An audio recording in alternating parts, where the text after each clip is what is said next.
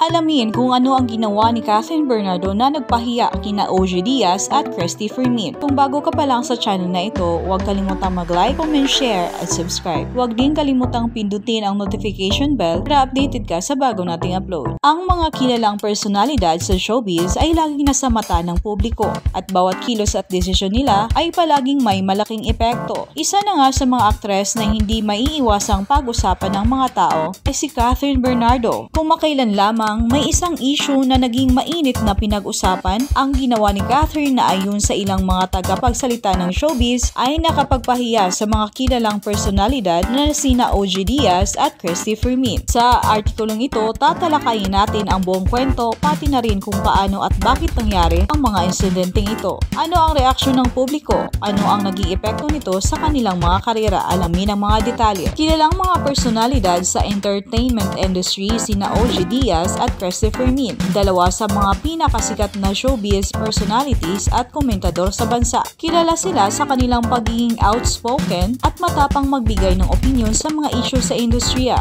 Ang kanilang mga pahayag ay madalas minag-uusapan ng mga fans at media, ngunit hindi inaasahan ng marami na magiging bahagi sila ng isang controversial na kwento na kinasasangkutan ni Kathryn Bernardo. Isang araw, nagbigay ng opinyon si OG Diaz tungkol sa isang rumor na kumakalat tungkol kay Kathryn at sa kanyang ex-boyfriend na si Daniel Padilla. Ayon kay OG, may mga chismis na nagpapakita ng pagbabago sa relasyon ng dalawa at ito ay nagbigay ng pagkakataon para sa mga ilang tao na nagkomento at magbigay ng kanilang pananaw. Kasunod nito, si Cristy Fermin ay nagsalita rin at nagpahayag ng kanyang opinyon na may ilang hindi magandang pangyayari sa likod ng mga isyong ito. Hindi katulad ng ibang celebrities na kadalasang tahimik lang sa mga ganitong issue, si Kathryn Bernardo ay may sariling paraan ng pagpapahayag sa kanyang saloobin. Sa kabila ng mga hindi kanais-nais na pahayag mula kina OG Diaz at Cristy Fermin, hindi pinalampas ni Kathryn Bernardo ang pagkakataon ng magsalita at linawin ang kanyang bahagi sa issue.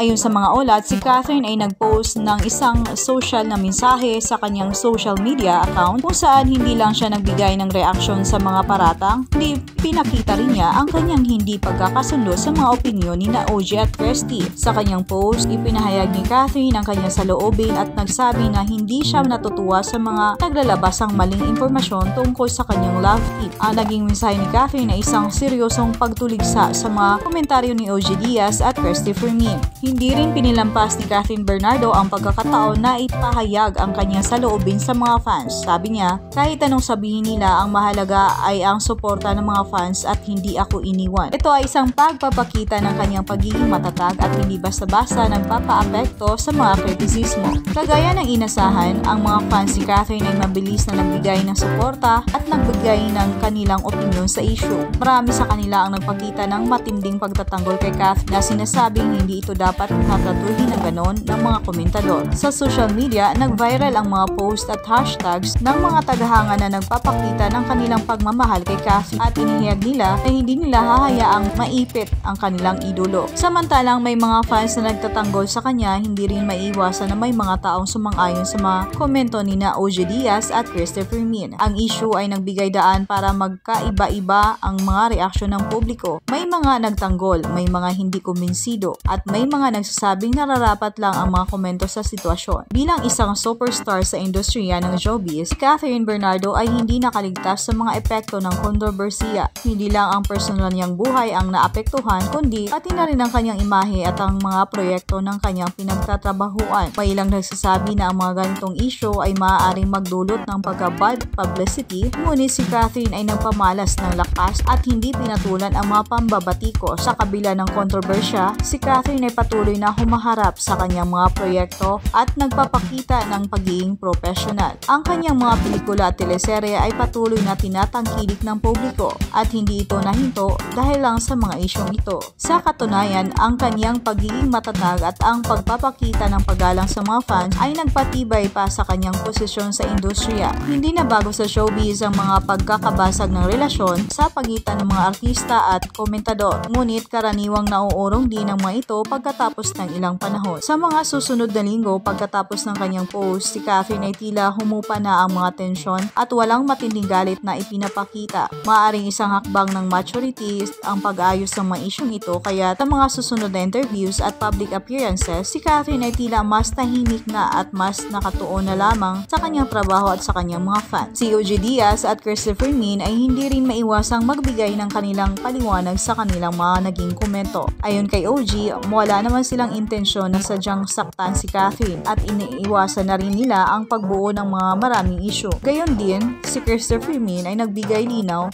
na hindi niya ninanais na magdulot ng hindi magandang epekto kay Catherine, kundi upang magbigay ng kanyang opinyon bilang isang komentador. Ang issue ni Catherine Bernardo, OG Diaz at Christopher Min ay nagsilbing isang mahalagang paalala sa celebrity at sa publiko tungkol sa kahalagahan ng paggalang sa bawat isa, lalo na sa panahon ng kontrobersiya. Si Catherine ay nagpamalas ng tapang at hindi nagpadala sa mga hindi magandang pahayag laban sa kanya. Ang kanyang postura ng pagiging matatag, maligaya at profesional ay isang magandang halimbawa na hindi kailanman mawawala ang halaga ng self-respect. Habang may mga pag-aalinlangan at komentaryo mula sa iba, ang mga tagahanga ni Catherine ay nananatiling tapat at patuloy na nagbibigay ng suporta sa kanyang bawat hakbang. Sa bandang huli, ang mga kwento ng pagkatalo at tagumpay sa industriya ng showbiz ay hindi lamang tungkol sa mga proyekto o pera, kundi sa pagpapakita ng tunay na karakter at lakas ng isang tao. At si Catherine Bernardo ay patuloy na isang inspirasyon